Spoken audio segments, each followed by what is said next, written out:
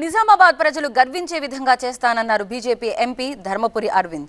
తనని రెండోసారి గెలిపించిన ఇందూరు ప్రజలకు కృతజ్ఞతలు తెలిపారు. కేంద్రం నుంచి నిధులు తేవడానికి సిద్ధంగా ఉన్నానని, రాష్ట్ర ప్రభుత్వం సహకరించకపోతే రోడ్ మీదకు ఈడ్చుకొస్తామన్నారు MP Arvind. Make sure Bharatiya Janata పార్టీని రెండోసారి గెలిపించిన ఇందూరు ప్రజలు గర్వించే విధంగా పనిచేస్తాము. That is our commitment.